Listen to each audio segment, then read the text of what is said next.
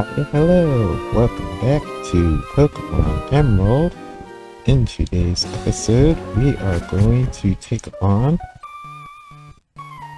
some more evolutions and captures as we move towards completing the Poindex. We should have quite a few interesting evolutions today lined up. Already prepared one of the earliest evolutions that we can get access to.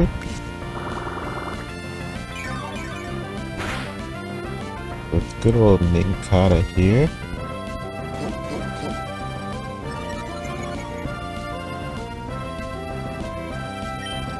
Now Ninkata is a special case because it actually evolves into two Pokemon at the exact same time. It's one of the earliest cases of a Pokemon needing to meet a special condition, or the player needing to meet a special condition for a Pokemon to evolve. In this case, it's completely normal evolution, level 20. Except the player needs to have an empty slot and at least a Pokeball in their backpack. So they need to have one empty space in their party and at least one Pokeball in their backpack. So that we get the second Pokemon that Ninkata evolves into alongside Ninjask, which is Shedinja. Everyone should be familiar with Shedinja. Shedinja is one of the Pokemon that I considered using for the playthrough.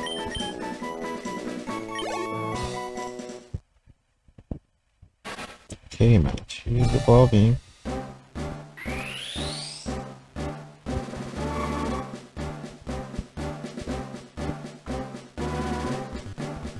And just like that, got Ninkata, one of the fastest Pokemon. Highest speed stats.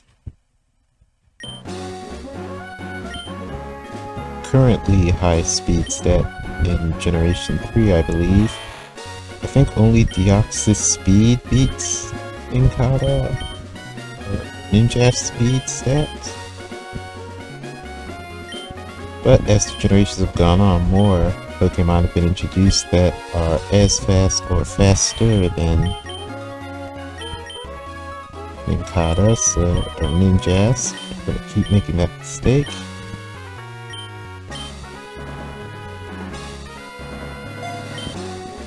So now, I think if Ninjask is still in the top 10 of speed, maybe the top 5? Definitely the top 10. And if you take out legendary Pokemon, then it probably is higher up.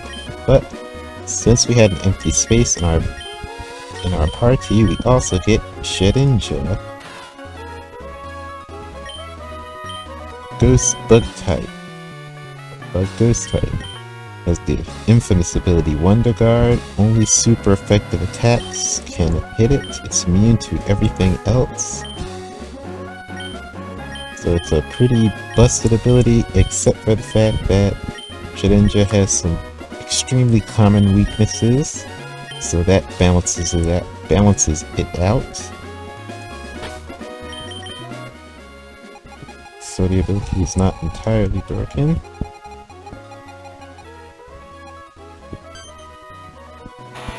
Ninjask, the ninja Pokemon. It darts about vigorously at high speed. It is very difficult to see. Hearing its distinctive cries for too long induces a headache, just like real-world cicadas. We have Shedinja, the Shed Pokemon, a particular Pokemon that floats in the air. Or a peculiar Pokemon that floats in the air even though its wings remain completely still. Inside of its body is hollow and utterly dark.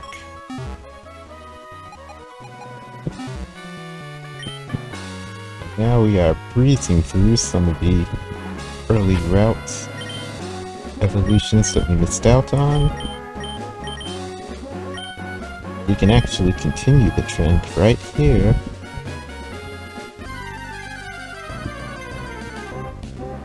Because our good friend Numel is also on the cusp of evolving, thanks to some vigorous off-screen grinding.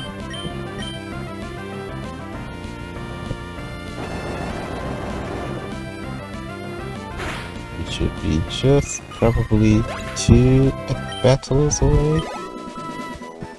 Yep. And we've also finally got Slugma on the path to evolution as well.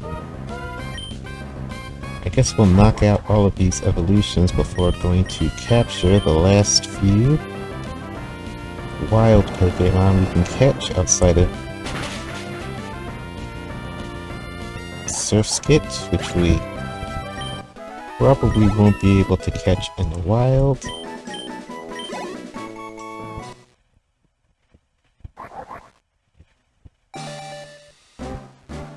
Okay. Numel is evolving into Camerupt.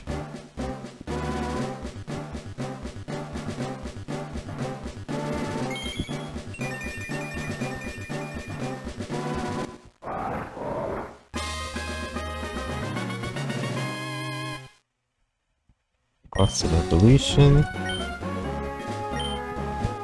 Fortunately, it does have rather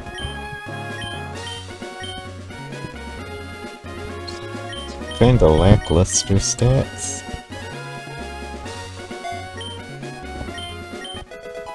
So it doesn't see a whole lot of use outside of people that are fans and niche usage sometimes. The Mega Evolution kinda helped it a little bit, but it was only temporary.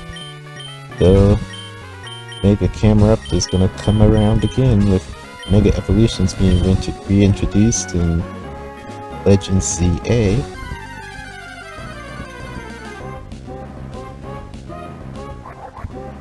So at least there's a chance for Camerupt to come about and be sort of in the spotlight a little bit.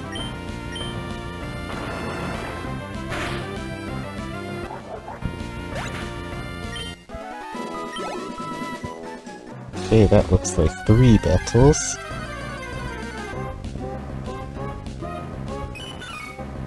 So let's see if we can get on the cargo here.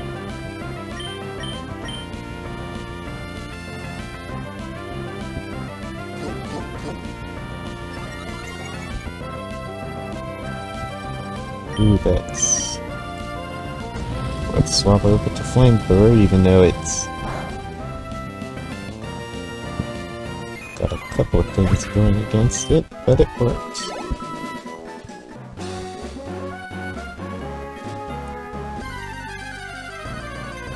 The experience bar didn't move at all after that, so it's probably going to be about... might actually be 4 or 5 battles, but I think it's... we're so close to 3. Let's see if the bar moves this time.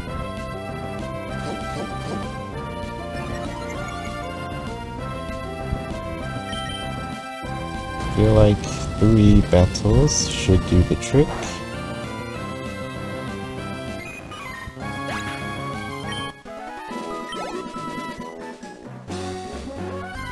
Okay, it should be 1 more. And a camera should definitely give enough experience to do the job. Nice medium experience yield.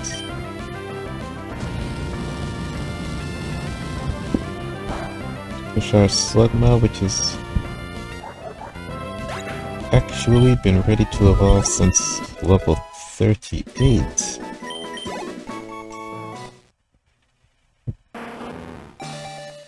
Okay, Slugma is evolving.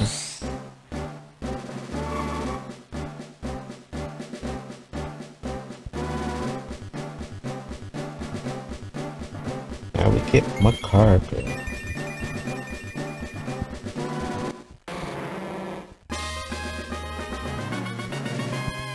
Again, there's sort of a trend with these middle generations. Well, not so much middle anymore, but these within basically the first 3 generations, that a lot of the fire types introduced outside of the starters are just kind of lackluster, so that your options for a fire type become pick the starter or pick something that's kind of lackluster and doesn't quite measure up. It's actually a trend that I'd say doesn't really break until around Generation 5. I'd include Generation 4 in that, though a lot of the fire types you can get access to in Generation 4 are just evolutions, like you get Magmatar. But it wasn't until Generation 5 we got really good, strong, powerful fire type Pokemon outside of the starters.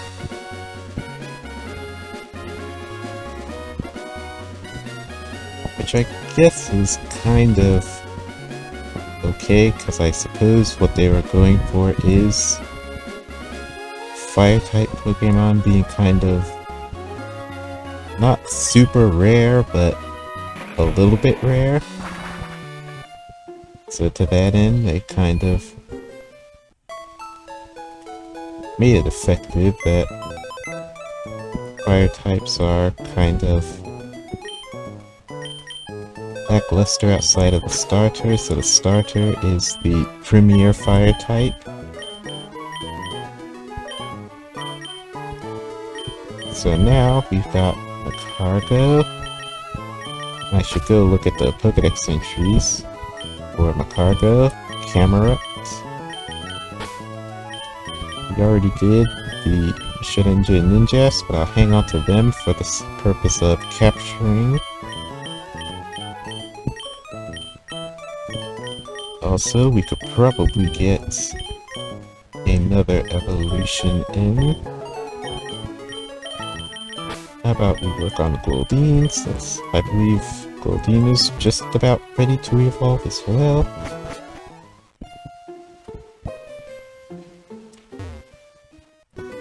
So now we're looking at if we have the time to go and capture some Pokemon, and I think we do have that time. So while we're at it, swap Goldeen to the front.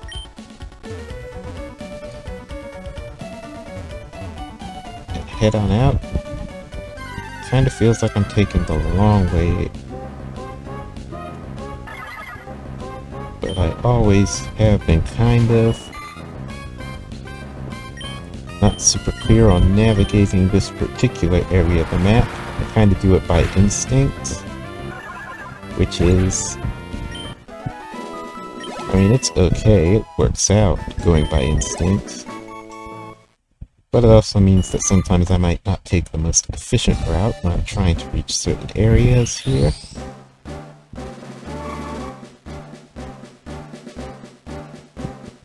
Okay, now we get Seaking. Speaking of lackluster Pokemon,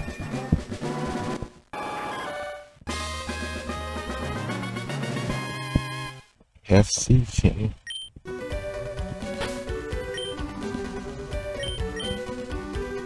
Pokemon probably only outshines Magikarp because it has access to attacks. So let's see, we had Macargo, Camerupt, and Goldeen, or Seaking. Camerupt, the Eruption Pokemon. A Pokemon that lives in the crater of a volcano. Every 10 years, the volcanoes on its back erupt violently. Research is underway on the cause of eruption. We have Macargo, the lava Pokemon. Shell on its back is made of hardened magma. Tens of thousands of years spent living in volcanic craters have turned Macargo's bodies into magma. Super awesome concept. Pokemon made of lava or magma.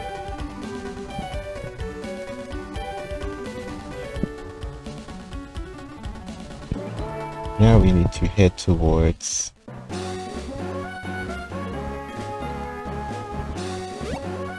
the cave, which I would always forget the name. Mount Chinmu, right? No, the fiery path.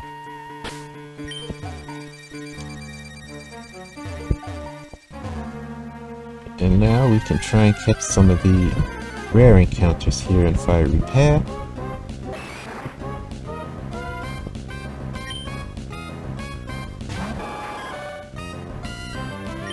Let's see. Everything looks like it'll knock it out in one hit, so swap to Shedinja. Because Machop probably won't have any dark type moves, which I would see as the only thing that could threaten Shedinja here, if it knew a dark type move.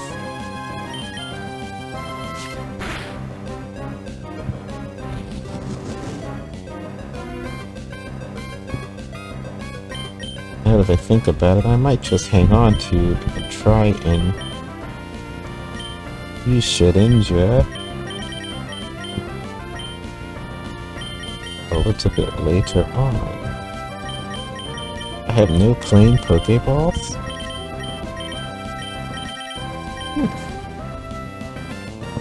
Okay.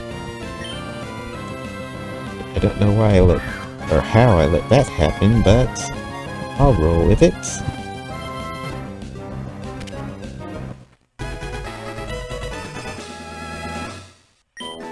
Got Machop, the superpower Pokemon. It continually undertakes strenuous training to master all forms of martial arts. Strength lets it easily hoist a sumo wrestler onto its shoulders. Very strong. Now let's see if we can go for the rare encounters. Coughing. Nope.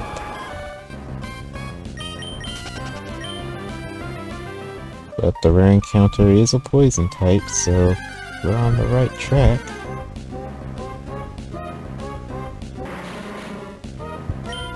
I didn't look at how rare the encounter is.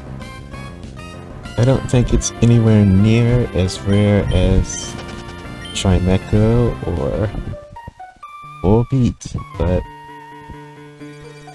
it's still pretty rare. Probably, I think it's probably around the same encounter rate as Torkoal is here. That's what's coming to mind. It's being around Torkoal rarity.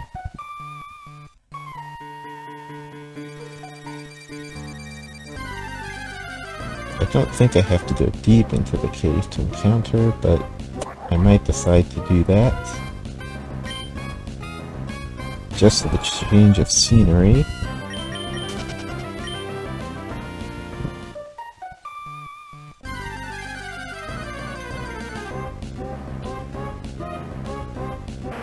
Okay, there's the Slugma.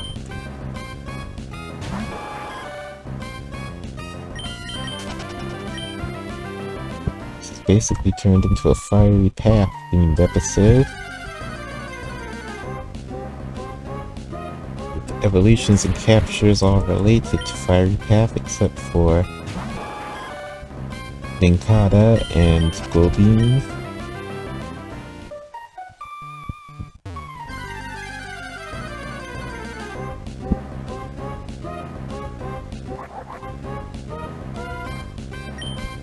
Good thing I captured Machop, because I might just teach it Strength. Let's see if moving the boulder and heading a little bit deeper into the cave changes the encounter odds. I don't think it does.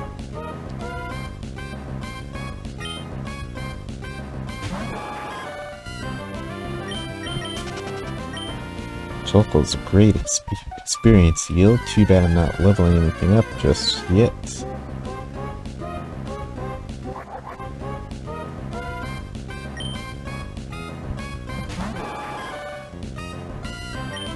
Okay. I might... do I want to wrap this episode up, or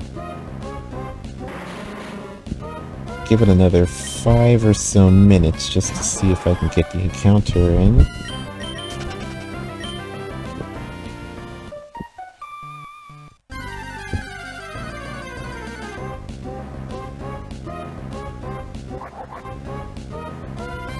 Okay.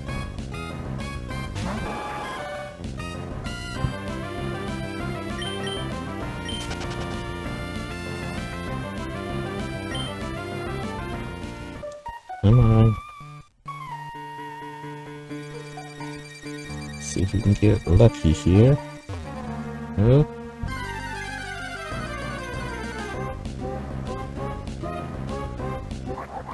No so far.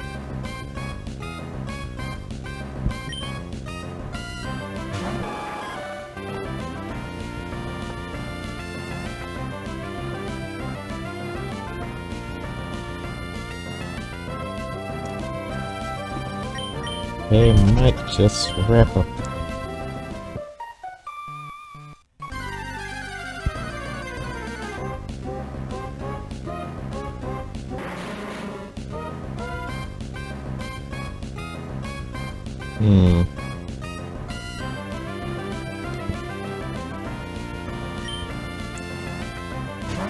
Okay. Just gonna stick to it for... May as well go for it.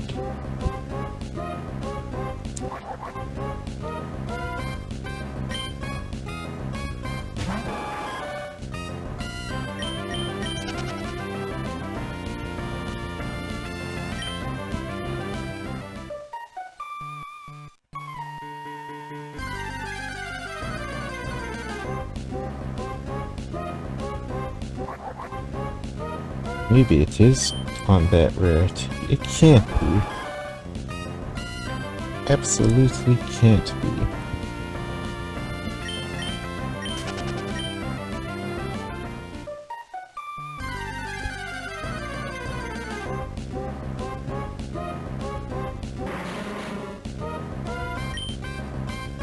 Maybe it is. I will. If I don't encounter Grimer here, then I will definitely have to take some time between the episodes to look up what the percentage is for encounters and make sure if this does turn out to be another single-digit encounter percentage, then I can make preparations to make an expedition to find Grimer.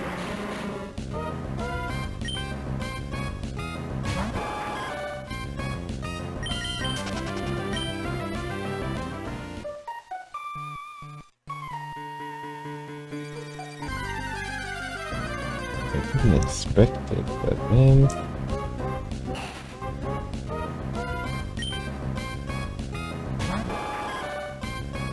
I suppose it does make sense, because typically Grimer would be a version exclusive only found in Sapphire, and the way the version exclusives work in Emerald is if it was a version exclusive, you'll either it'll either match the version exclusivity of one of the versions, like, for example, Emerald has Soul Rock, but it doesn't have Unitones, so it's like Ruby in that regard. Or it will have both available, but one of them will have a regular encounter rate, and the other will have a low encounter rate. a super low encounter rate, which is the case here with Coughing and Grimer. Coughing has the same encounter rate as, I think, Ruby version has Coughing. And then Seth, the Grimer, has a super low encounter rate, rather than 0, like would have in Ruby.